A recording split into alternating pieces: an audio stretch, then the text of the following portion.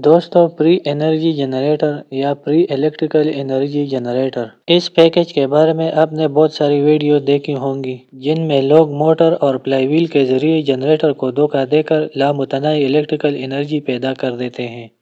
کوئی شخص spark plug کے ساتھ کچھ میجک کر کے ایک چھوٹا سب اسٹیشن بنا لیتا ہے، جبکہ کچھ لوگ گریویٹیشنل فورس کو دھوکہ دے کر ایک لامتناہی میکینیکل انرجی پیدا کر دیتے ہیں، اور کچھ لوگ تو حد کر دیتے ہیں، یعنی 3، 4 یا 5 واٹ موٹر کے ذریعے 4-5 ہزار واٹ کا بجلی پیدا کر دیتے ہیں۔ اگر یہ سب انٹرٹینمنٹ کی حد تک ہو تو ٹھیک ہے، لیکن میں نے بہت سارے ایسے لوگوں کو دیکھا ہے جو اس چیز کے پیچھے پاگلوں کی طرح پڑے ہوئے ہیں۔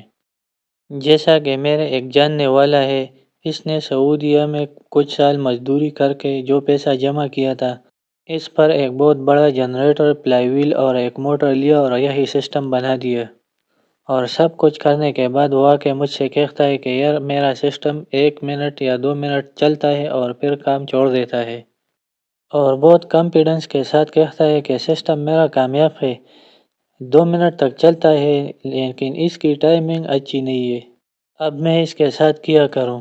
تو میں نے اس کو جواب دیا کہ جس سے آپ نے سیکھا ہے اس کے ساتھ اس کی دوائی بھی موجود ہوگی۔ اس بیچارے کو کیا پتہ ہے کہ یہ اتنا بڑا جنریٹر، فلائی ویل اور موٹر، یہ تو ویسے بھی انرشیا کی وجہ سے کچھ وقت کے لیے چلتا ہے۔ ان لوگوں میں بجلی بلوں کے مارے ہوئے کافی فزکس یافتہ لوگ بھی شامل ہیں، کیونکہ یہ لوگ ایسے جگاڑ کر دیتے ہیں کہ ان کو دیکھ کر آئنسٹائن کی رل بھی ٹپکنے لگتا ہے۔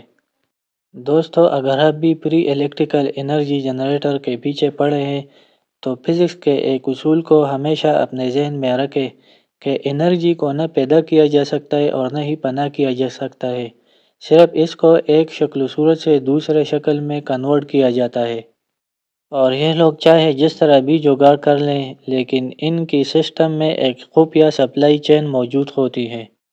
پری انرجی صرف ویڈیوز میں بنائی جا سکتی ہے، باقی ریئل زندگی میں کوئی بھی پری الیکٹریکل انرجی یا میکینیکل انرجی پیدا نہیں کیا جا سکتا۔ صرف ہمارے پاس جو پری قدرتی وسائل ہے جیسے سورج یا کوئی چھوٹا ڈیم، اسی کے ساتھ ہم پری الیکٹریکل انرجی پیدا کر سکتے ہیں، لیکن یہاں بھی انرجی کی ایک صورت دوسری صورت میں کنورٹ ہو جاتی ہے، اور پری انرجی کی کوئی صورت موجود نہیں۔ اس مثال پر اگر آپ غور کریں تو موٹر میکینیکل انرجی جنریٹر کو دیتا ہے اور جنریٹر الیکٹریکل انرجی موٹر کو دیتا ہے۔ اب یہاں پر جو موٹر ہے وہ جنریٹر سے کافی چھوٹا ہے، تو یہ تو کم عقل بھی سمجھ لیتا ہے کہ اتنا چھوٹا موٹر اتنے بڑے جنریٹر کو کیسے چلائے گا۔ فرض کریں کہ موٹر 1000 واٹ کا ہے اور جنریٹر 2000 واٹ کا ہے، اور دونوں کی ایفیشنسی 90% ہے۔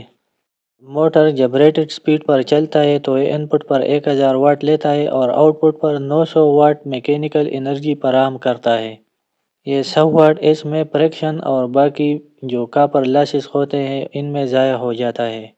اب یہ 900 واٹ انرجی یعنی میکینیکل انرجی جب جنریٹر کو دیا جاتا ہے تو اگر جنریٹر کی کاپر لاسز کو اگنور کرے تو اس میں کچھ میکینیکل لاسز بھی ہوتے ہیں۔ اب یہ جنریٹر 900 واٹ میکینیکل انرجی لے کر آؤٹ پٹ پر تو 900 واٹ فراہم نہیں کر سکتا، تو یہ 800 یا 850 واٹ فراہم کرتا ہے۔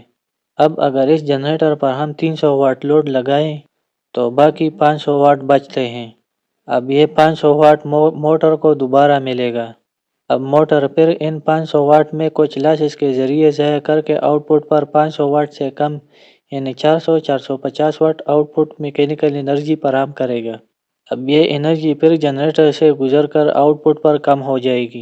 اگر جنریٹر کے آؤٹ پٹ پر لوڈ نہیں بھی لگا ہو تو پھر بھی یہ انرجی کچھ دیر کے لیے سرکولیٹ کر کے کم ہوتی جائے گی اور آخر میں دونوں سٹاپ ہو جائیں گے۔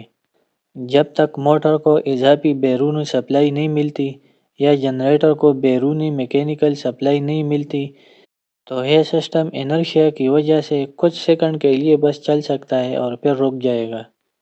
اب اس بیرونی سپلائی چین کو چاہے میکینیکل ہو یا الیکٹریکل ہو، اس کو خفیہ رکھا جاتا ہے اور اس طرح ویڈیو کے ذریعے لوگوں کو بیوقوف بنایا جاتا ہے۔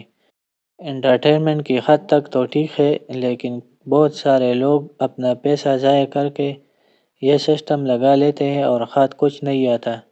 دوستو اگر ویڈیو اچھی لگی ہو تو لائک اور شیئر کریں اور سبسکرائب ضرور کریں۔ شکریہ۔